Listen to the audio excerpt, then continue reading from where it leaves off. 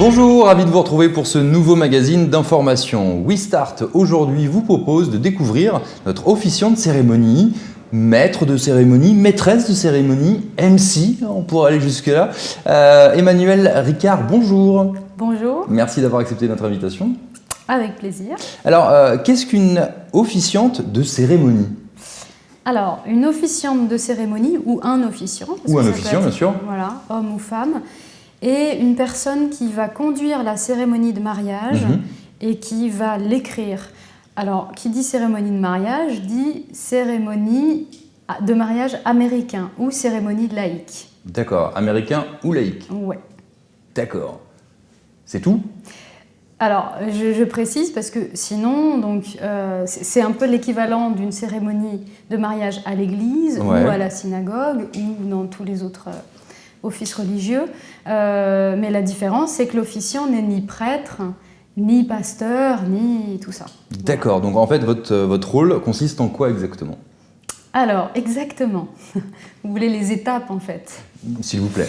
Alors, donc, en fait, je suis contactée par les mariés. Oui. Ou par une wedding planner, donc qui est la personne qui organise les mariages que nous avons déjà ici reçu sur WeStart. Voilà. Et donc j'entre en contact avec les mariés, j'essaie de saisir un petit peu quelle est leur personnalité, d'avoir un petit peu des informations sur eux, des anecdotes de leur vie, comment ils se sont rencontrés. D'accord. À partir de là, je vois aussi avec eux le ton de la cérémonie, enfin, s'ils souhaitent quelque chose d'assez humoristique, de plutôt grave, de classique, de léger.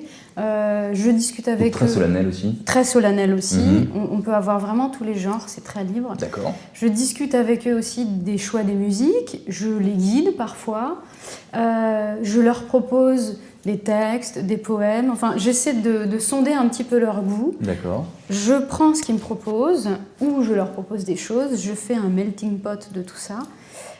Et je contacte aussi leur entourage, donc je leur demande de me donner une liste de personnes avec des numéros de téléphone. D'accord. Et pareil, je fais un petit peu la même recherche, la même enquête, je pose quelques questions pour écrire une cérémonie qui soit vraiment à leur image et le plus personnalisée possible. C'est très personnalisé, ouais, c'est ça en fait. Voilà. C'est vraiment, on sort des schémas habituels, l'église ou la mairie, où c'est souvent très stéréotypé, entre guillemets, c'est à la chaîne, c'est un peu... Vous, c'est la personnalisation de la maîtresse de cérémonie. Ouais. C'est vraiment très personnalisé. Alors, ce qui ne diffère pas d'une cérémonie à l'église, je vais parler de ça puisque c'est ce que je connais le mieux, à la limite, ce sont les étapes. Les étapes au sein de la cérémonie elle-même ne changent pas.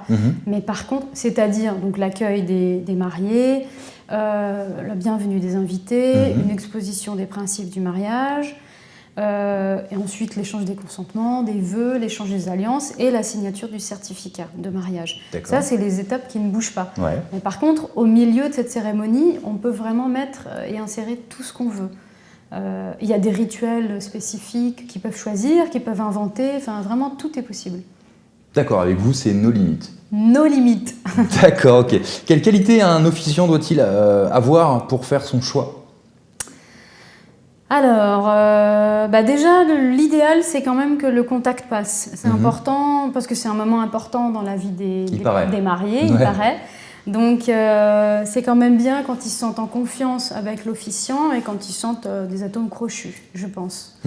Ensuite, c'est important que la personne qui va officier ait l'habitude de prendre la parole en public, soit à l'aise. Enfin, voilà. Sûr.